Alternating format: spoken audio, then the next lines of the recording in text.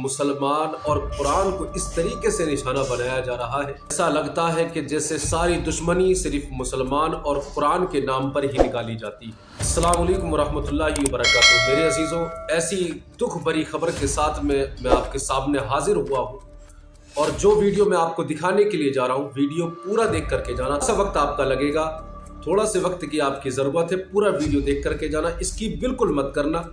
अगर आप अपने चैनल RN Boys पर पहली मर्तबा आए, चैनल को सब्सक्राइब कर लें, क्योंकि हम आपके लिए ऐसी वीडियो लाते रहते हैं। मेरे अजीज़ों, मैं बात कर रहा था मुसलमान और कुरान को लेकर। मुसलमान को मिटाने की और कुरान को मिटाने की साजिश आज से नहीं, बल्कि जब से दुनिया कायम हुई, जब से दुनिया बनी, उसके बाद से ही इस मुसलमान को और कुरान को मिटाने की कोशिशें होती चली आई हैं। लेकिन अभी हाल ही में जो मैं आपको खबर दिखाने के लिए जा रहा हूं, कि जिसे देखने के बाद आपका दिल दहल जाएगा और शायद आपको गुस्सा भी आ जाए, ऐसी खबर कि जिसमें कुरान को जलाने की और मस्जिद को तोड़ने तक की कोशिश की गई। कोशिश किसने की?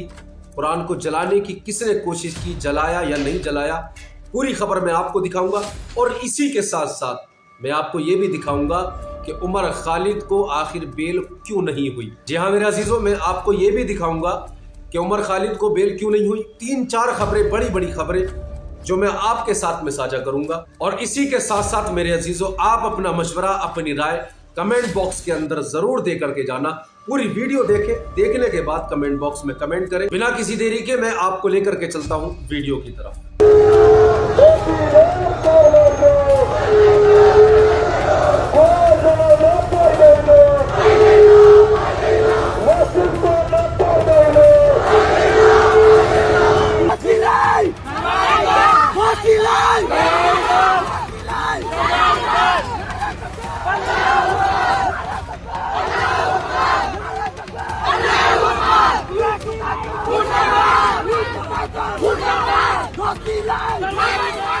दोस्तों, इस देश में मुसलमानों के खिलाफ किस तरीके से सुनियोजित हिंसा की घटनाएं लगातार सामने आ रही हैं, ये बात मैं आप लोगों से कई बार साझा कर चुका हूं। कई तस्वीरें आपको लगातार मैं दिखाता रहता हूं, लेकिन आज तस्वीर थोड़ी सी उल्टी है। जगह भी बदली हुई है और नजारा भी बदल गया है। क्या हुआ जब मस्जिद पर हमले के विरोध में लाखों मुसलमान सड़कों पर उतर आए। से शर्जील इमाम और सीधे तौर पर उमर खालिद की जमानत याचिका खारिज होने को लेकर के उसका जो नया पेच निकल के सामने आया है, उसमें जो सुप्रीम कोर्ट के वकीलों का दावा है, वो मैं आपको बताने की कोशिश करूंगा। साथ में कैलाश विजयवर्गीय भारतीय जनता पार्टी का घंटा छाप नेता, उसको किस तरीके से सबक सिखाया है विपक्षी नेताओं ने, वो तस्वीर भी मैं आपको दिखलाने की कोशिश करूंगा। और इसके अलावा कुछ और महत्वपूर्ण खबरें हैं। टोटल 4-5 बड़ी खबरें हैं जिन पर मैं आज आपसे विस्तार से बात करूंगा। लेकिन सबसे पहले खबर नेपाल से है।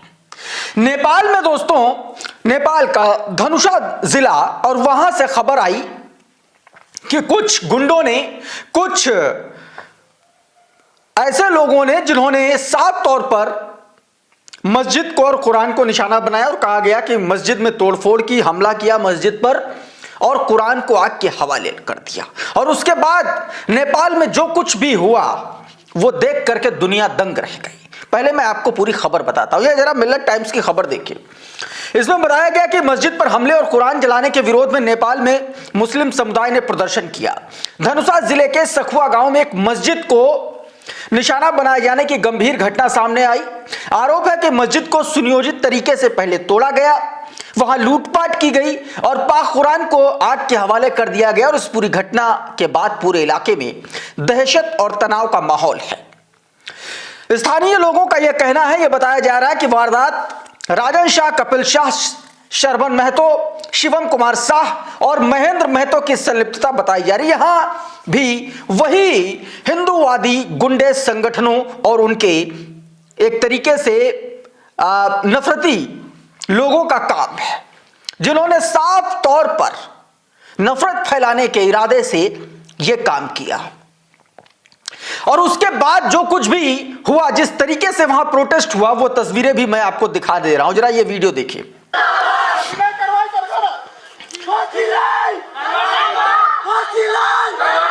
जबरदस्त तरीके से यहां पर प्रदर्शन हुआ। यह धनुषा जिले के कमला नगर पालिका वार्ड नंबर 6 के अंतर्गत सकुआ मनरा गांव है, वहां पर यह घटनाक्रम हुआ। और उसके बाद इस तरीके से वहां पर हजारों मुस्लिम युवाओं ने इकट्ठा होकर के सरकार प्रशासन के खिलाफ जबरदस्त नारेबाजी की गई। और इस दौरान दोस्तों टायर जला करके, ये जो धुआं आप उठता हुआ पीछे देख रहे हैं, टायर जला करके विरोध प्रदर्शन दर्ज कराया गया। लोग कुछ कह रहे हैं, आप जरा सुनिए पहले। पवित्र किताब कुरान शरीफलाई चाहिँ अपमानित तरिकाले चाहिँ फाडेर चाहिँ आगमा चाहिँ जलाइदिएको छ। त्यसको विरोधमा हामीले मुस्लिम समुदायको त्यसको विरोधमा चाहिँ हामी चाहिँ आन्दोलन गर्न चाहिँ बाटोमा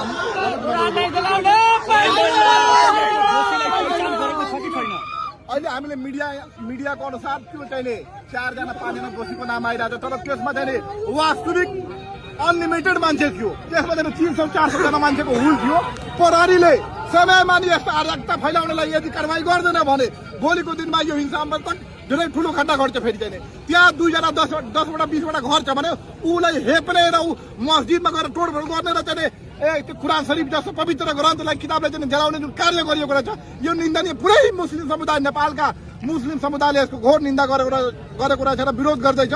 र सरकारले 24 घण्टाभित्र यदि यसमा चाहिँ ठुलो कारवाही नगरेमा चाहिँ फेरि हामी चाहिँ योबाट ठुलो आंदोलन गर्नेछौं। अब एक और तस्वीर आपको इसी प्रोटेस्ट से जुड़ी हुई दिखाता हूं, जरा ये देखिए तस्वीर। हजारों की संख्या में ये लोग प्रोटेस्ट कर रहे हैं और उसी घटना के खिलाफ प्रोटेस्ट कर रहे हैं। ये लोकेशन है बीड़ता नगर, नेपाल। ये अलग इलाका है लेकिन घटना सेम है।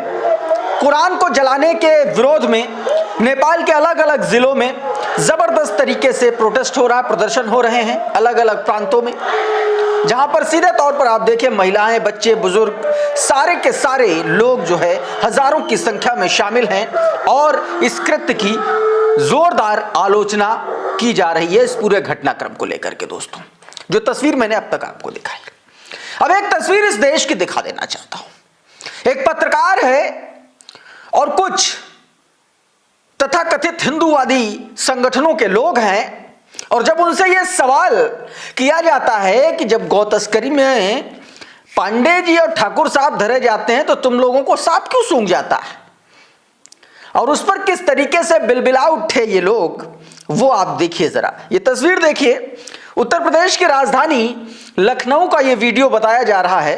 आप देखिए इसमें क्या कुछ कहा गया, छोटा सा हिस्सा देखिए और उसके बाद आगे की बात। कैसे देख रहे हैं बताइए? पांडे जी पकड़े गए गौ तस्करी में, ठाकुर साहब पकड़े गए हैं गौ तस्करी में। वो सब समाजवादी पार्टी और कांग्रेस के लोग हैं। जो भी लाइसेंस बने हैं देश की आजादी के बाद बूचड़ खानों का, सब कांग्रेस के द्वारा लाइसेंस दिया गया। तस्करी करता कौन है? तस्करी करता कौन है? भैया ओमान कौन गया था हलाला का वो लाने सर्टिफिकेट हलाल का? ओमान कौन गया था? भाग क्यों रहे हैं? जवाब दीजिए ना, बताइए ना। ओमान कौन गया था हलाल का सर्टिफिकेट लेने के लिए? दूसरी चीज, इन्होंने कहा कि वो समाजवादी और कांग्रेसी हैं, हो सकते हैं। आप इनसे हमारे निवेदन है कि अपने सरकार से तत्काल उनके घर बुलडोजर चलवाएं, तत्काल उनको सजा दिलाएं। नहीं, हमारी सरकार नहीं, भाजपा हमारी सरकार नहीं है। दिन होते ना तो पैर में गोली मार दी गई होती, लंगड़ा बना दिया गया होता। और वो तो पांडे जी हैं, सिंह साहब है और न है, तो जो गलत काम कर रहा है उसको ऊपर कठोर कार्रवाई माननीय मुख्यमंत्री जी को करना चाहिए। यहाँ जात पात से और धर्म से नहीं लेना चाहिए, चाहे जो हो उसको टांग के जो है उल्टा और पैर में गोली मारना चाहिए। इसको लेकर के एक ट्विटर हैंडल है, उसने ये वीडियो जारी किया और लिखा कि पत्रकार ने पूछा कि गौ तस्करी में ब्राह्मण पकड़े गए, राजपूत पकड़े गए। चचा बोल रहे हैं कि गौ तस्करी करते हैं वो कांग्रेसी हैं और समाजवादी हैं। इसके बाद इसमें कहा गया कि इतना दोगलापन कहां से लाते हो भरोसे वाले चचा? मुख्यमंत्री तो संत हैं तुम्हारे, फिर भी उत्तर प्रदेश में सबसे अधिक बीफ सप्लाई करता है। कहीं बीफ वाले पहले से अधिक चंदा तो नहीं देने लगे तुम्हारे आका को? सीधे तौर पर यहां पर मुख्यमंत्री योगी आदित्यनाथ की सरकार को कटघरे में खड़ा करने की कोशिश की गई। इस बीच एक और बड़ी खबर आई दोस्तों बुलंदशहर से। बुलंदशहर में भारतीय जनता पार्टी के नेता ने अपने साथियों के साथ मिलकर के बहुजन समाज पार्टी के पूर्व विधायक हाजी अलीम के भतीजे की बेरहमी से हत्या कर दी। और उसकी तस्वीर है ये, जरा लल्लन पोस्ट की खबर देखिए। भाजपा नेता ने साथियों के साथ मिलकर के पूर्व बसपा विधायक हाजी अलीम के भतीजे की पीट पीट करके हत्या कर दी। यानी कि भाजपाइयों ने अब सरेआम, अब किसी का कोई डर नहीं, कोई खौफ नहीं, सरेआम लिंचिंग करना शुरू कर दिया। इतना पीटा कि उनकी जो है मौत हो गई। एफआईआर बता रही है कि रविवार को रात करीब 8 बजे सुफियान अपने भाई एक तरीके से अपने भाई अकरम और दोस्त कादिर अली के साथ 24 बीघा बाग देखने गया था। तभी रास्ते में भाजपा नेता ने अपने साथियों के साथ मिलकर के क्रेटा कार के आगे स्कॉर्पियो लगा करके रास्ता रोक लिया। आरोप है कि सुफियान को जबरन गाड़ी से खींचा गया और लाठी डंडों और लोहे की रॉड से बेरहमी से पीटा गया और बीच बचाव में उनके भाई अकरम पर भी जानलेवा हमला किया गया। उसके बाद आरोपियों ने सुफियान को स्कॉर्पियो से कुचलकर मार दिया। ऐसा ही मामला एक उत्तराखंड से भी निकल के सामने आया, जहां पर भारतीय जनता पार्टी के पार्षद और पूर्व मंडल प्रभारी ने इसी तरीके के एक हत्याकांड को अंजाम दिया। गोली मार दी, सिर से सटा करके गोली मार दी, ऐसा बताया जा रहा है, ऐसा कहा जा रहा है। तो भाजपाई अब खुलेआम, पहले एक आवरण ओढ़ लेते थे नफरती चिंटुओं का, लेकिन अब वो आवरण भी हट चुका है। अब आर पार एक तरीके से करने के मूड में आ गए हैं, या ये कह सकते हैं कि खुलेआम नफरत फैला रहे हैं। शायद इनके आका का आदेश आ गया होगा कि अब जो होगा देखा जाएगा, खुलेआम करो। इस तरीके की स्थितियां बन रही हैं इस देश में। इस बीच दोस्तों, सुप्रीम कोर्ट ने बहुप्रतीक्षित शर्जील इमाम और उमर खालिद की जमानत याचिकाओं के मामले में अपना एक तरीके से अपना फैसला सुनाया, जिसमें इन दोनों की जमानत याचिका को खारिज कर दिया। और ना सिर्फ खारिज कर दिया, बल्कि यह भी कह दिया कि अब 1 साल तक ये लोग जमानत के लिए अप्लाई भी नहीं कर सकते। हालांकि बाकी के जो 4-5 आरोपी थे उनको जमानत मिल गई। कोर्ट ने कहा कि उमर खालिद और शर्जील इमाम अलग अलग स्थिति में हैं और समानता और अपराध के मामले में इसे नजरअंदाज नहीं किया जा सकता। यह सुप्रीम कोर्ट का कहना था। अब इसको लेकर के प्रियंका भारती ने, जो आरजेडी की प्रवक्ता हैं, उन्होंने सुप्रीम कोर्ट की माननीय सर्वोच्च न्यायालय की इस लाइन को कोट करते हुए लिखा कि उमर खालिद की बेल की अर्जी को न सिर्फ रिजेक्ट किया गया, बल्कि कहा गया कि दोनों 1 साल तक बेल के लिए अपील भी नहीं कर सकते। गुलशिफा, मीरान हैदर, सलीम खान, शिफा शदाद और अन्य को बेल मिल गई। समझ में नहीं आ रहा कि क्या कहूं, स्तब्ध हूं। यानी कि एक तरीके से विरोध जताया जा रहा है। हालांकि उमर खालिद का भी इस बीच बयान आया, जिसमें उन्होंने कहा कि जनरल मिलर की खबर देखे, उन्होंने कहा कि मैं उन लोगों के लिए बहुत खुश हूं जिन्हें बेल मिली, मेरी तो अब यही जिंदगी है। यह बात उमर खालिद ने कही। लेकिन इस पूरे, जैसा कि मेरे अजीजों, आपने पूरा वीडियो देख ही लिया होगा कि किस तरीके से नेपाल के अंदर कुरान को जलाया गया, मस्जिद को तोड़ा गया, जिसके बाद में इतना बड़ा हाहाकार मच गया। नेपाल के अंदर जगह जगह पर प्रोटेस्ट होने लगा, इसके खिलाफ नारेबाजी होने लगी। मुसलमानों की जब कुरान को या फिर उनकी मस्जिदों को जलाने की और गिराने की, मस्जिदों को गिराने की बात की जाती है, तब मुसलमान की ना तो दिल को चोट पहुंचती है, ना ठेस पहुंचती है। बहुत सारी खबरें आपको दिखाई। इन सब बातों के बाद में आपका किस वीडियो पर या किस खबर पर क्या रिएक्शन है, क्या कहना है, कमेंट बॉक्स में ज़रूर बताएं। वीडियो कैसा लगा ये भी बताएं। हम आपके लिए ऐसी खबरें लाते रहते हैं, न्यूज़ लाते रहते हैं। चैनल पर न्यू है, चैनल को सब्सक्राइब करें, लाइक करें, वीडियो को ज़्यादा से ज़्यादा शेयर करें। मिलते हैं अगली वीडियो में, तब तक के लिए अस्सलाम वालेकुम रहमतुल्लाहि व बरकातहू।